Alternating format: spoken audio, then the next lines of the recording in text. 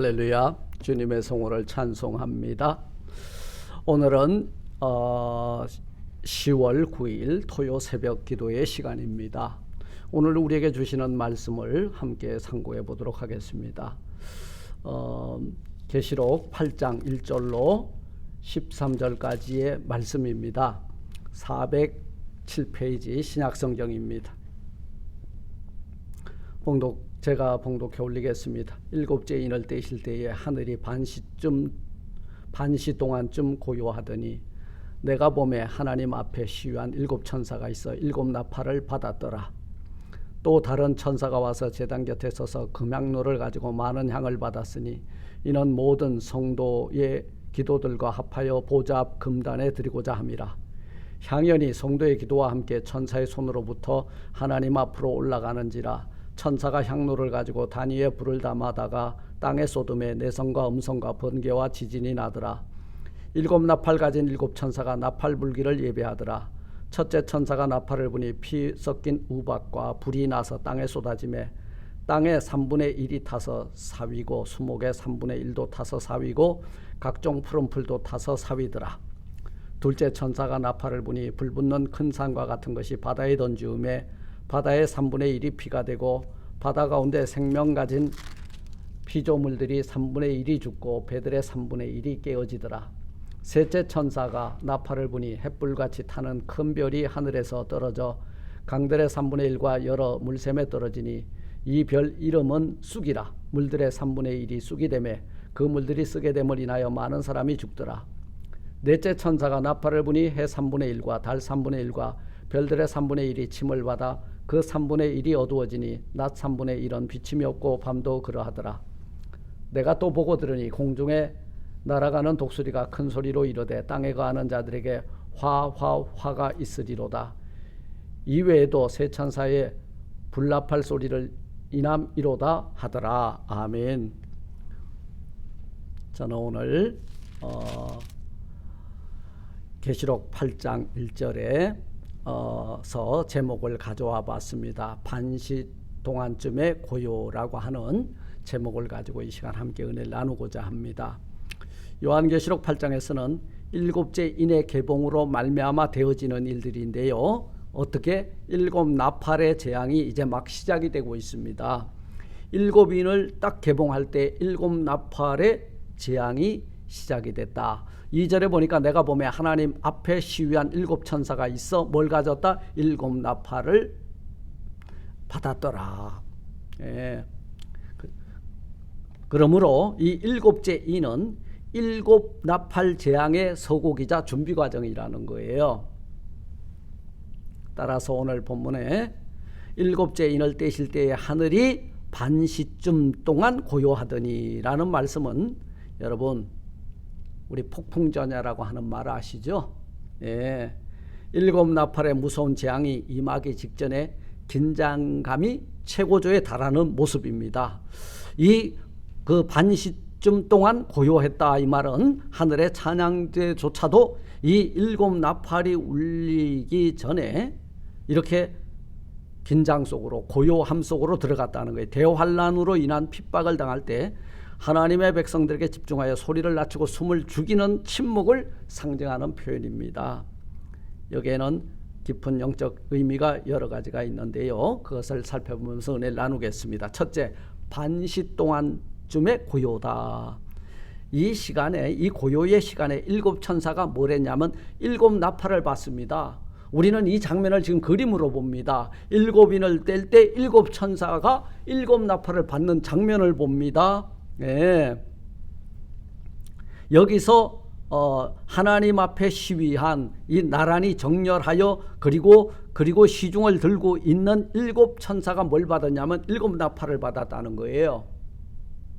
여기서 일곱은 우리 성경의 완전수라 그랬죠. 완전한 하나님의 심판을 뭐를 통해서 나팔의 그 재앙을 통하여 나팔이 불릴 때 시행될 것임을 예언하고 있는데 여러분 인을 뗄 때는 이 땅에 있는 4분의 1이라고 했지만 이제는 이 나팔이 울릴 때는 4분의 1이 아니라 더 확대가 됩니다. 3분의 1입니다. 사람도 그리고 짐승도 그리고 천지 만물이 모두 3분의 1이 물까지도 3분의 1이 재앙을 받게 되는 것을 이렇게 오늘 본문은 기록을 하고 있죠.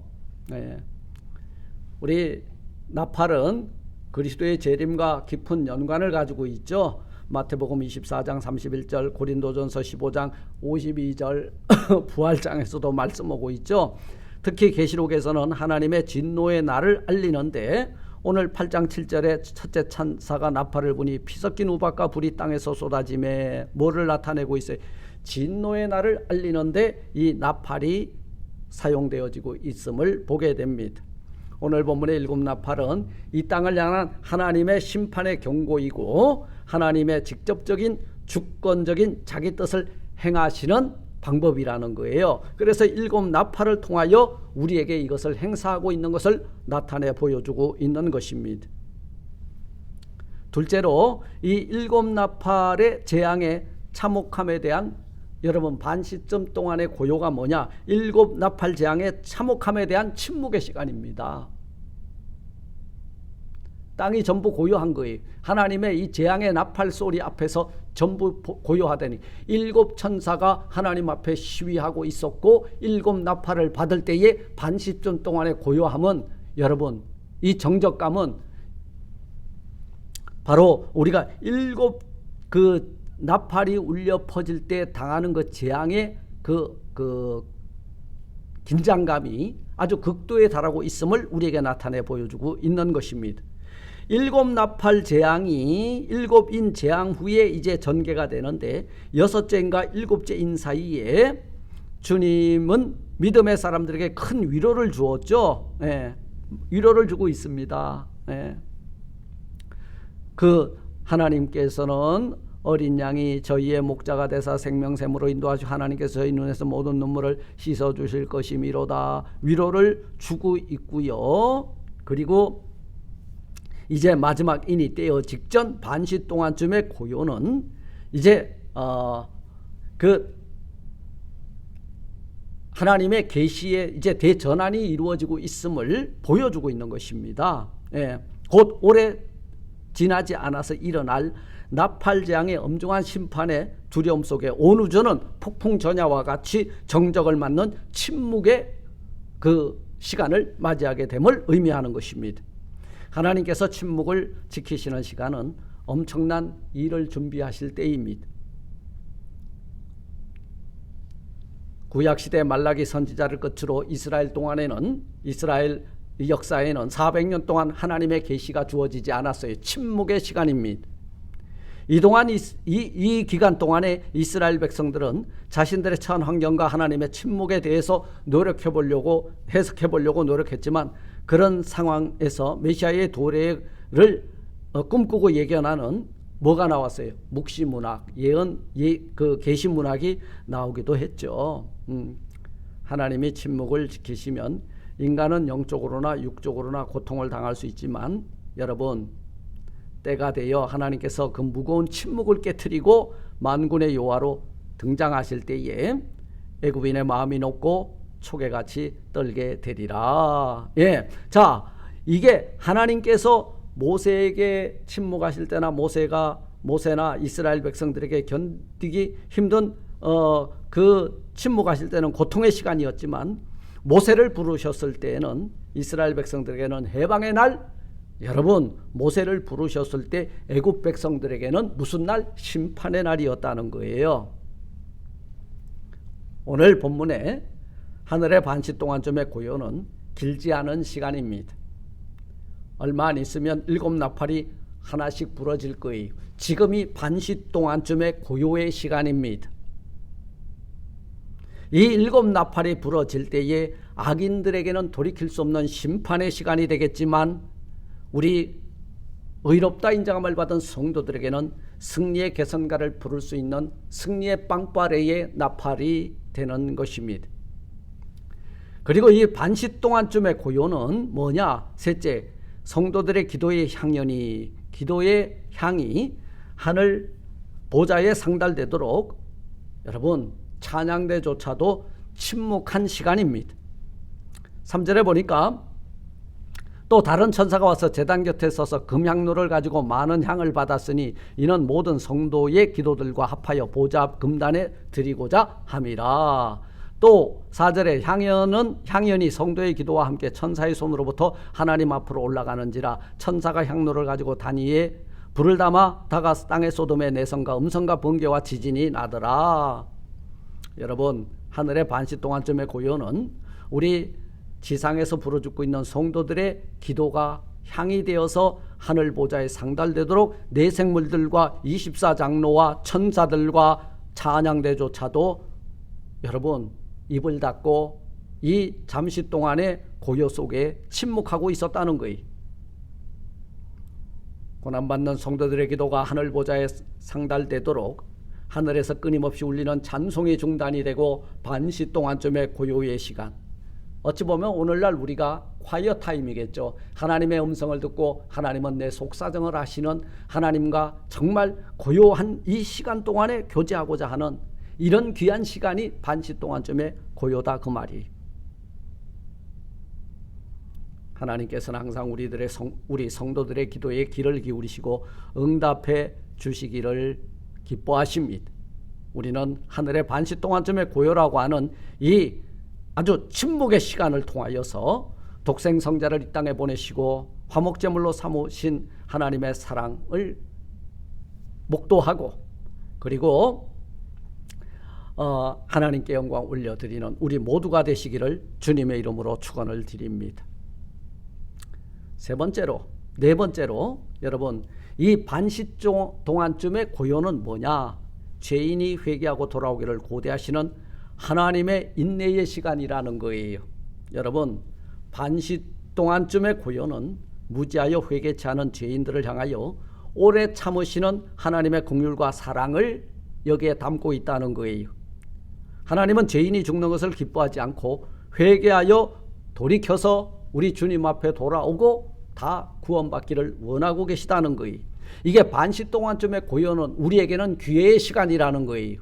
저들에게는 이 반시 동안의 이 고요가 뭐냐면 심판의 임박함이라면 우리에게는 구원의 시간이라는 거예요. 이 반시 동안쯤의 고요가 하나님의 진노를 쌓는 시간이냐 회개하고 구원받는 시간이냐는 오늘 우리가 결단해야 되는 그런 귀한 시간이 되는 줄 믿습니다. 이와 같은 현상은 대환란기의 전반년 반 기간 동안에 두드러지게 나타나는데요. 이게 굵은 베옷을 입고 1260일 동안 예언하는 두 증인의 외침 속에서 이 계시록 11장 3절로 6절에 그 마음을 온전히 여호와께로 돌이키는 자는 알곡으로 청량을 받아 나오겠지만 그렇지 아니하고 무관심한 자들은 성 10분의 1이 무너지면 큰 지진이 날 때 참사를 당하는 7,000명 속에 들어갈 수 있다는 사실을 예견해 주고 있는 것입니다. 사랑하는 성도 여러분, 말씀을 맺고자 합니다. 우리는 하나님의 이 고요와 침묵, 반시 동안쯤의 고요 속에서 무언의 메시지를 들을 수 있어야 합니다. 하나님의 침묵은 결코 아무 일도 하지 않는 고요가 아니기 때문에 이 고요한 시간 속에서 하나님의 역사는 끊임없이 이루어지고 있다는 사실입니다. 시편 기자는 자연에 나타난 하나님의 계시에 대하여 기록하기를 여러분 뭐라 그래서 시편 19편 2절로 4절에 날은 날에게 말하고 밤은 밤에게 지식을 전하니 언어가 없고 들리는 소리도 없으나 그 소리가 온 땅에 통하여 그 말씀이 세계 끝까지 이르도다. 우리는 이 반시 동안쯤의 고요, 여러분 내 천사와 내 생물과 24장로와 천군의 천사들도 찬송을 멈추고 지금 고요한 이 시간 속에서 하나님이 침묵하시는 이 시간 속에서 우리는 엎드려 기도하여 우리의 향이 하늘 보좌에 상달이 되고 우리의 신혼이 상달이 되고 응답받는 고요한 귀한 큐티하는 시간이 되기를 주님의 이름으로 부탁을 드립니다. 우리는 하나님의 침묵하시는 이 고요함 속에서 더욱더 깊이 하나님을 알고 또 일곱 나팔이 울리기 전, 여호와 날이 임하기 전 우리는 정말 오실 주님을 맞이할 준비를 하는 우리 모두가 되시기를 주님의 이름으로 축원을 드립니다. 아멘. 하늘에 계신 우리 아버지여, 이름이 거룩히 여김을 받으시오며 나라의 임하옵시며 뜻이 하늘에서 이룬 것 같이 땅에서도 이루어지리다. 오늘날 우리에게 용한 양식을 주옵시고 우리가 우리에게 죄진 자를 사해 준 것 같이 우리 죄를 사하여 주옵시고 우리를 시험에 들게 하지 마옵시고 다만 악에서 구하옵소서. 대개 나라와 권세와 영광이 아버지께 영원히 있사옵나이다. 아멘. 아멘. 기도하십시다. 내일 거룩한 주일을 예비하는 복된 날 되게 해달라고, 그리고 오늘 반시쯤 동안의 고요 속에서 하나님의 음성을 듣는 저희들 되게 해달라고 기도해 주시고, 또 우리 온 교회와 성도들 이제 이 빈자리가 채워지는 교회 되게 해달라고 기도하고 우리 교제하도록 하겠습니다. 샬롬.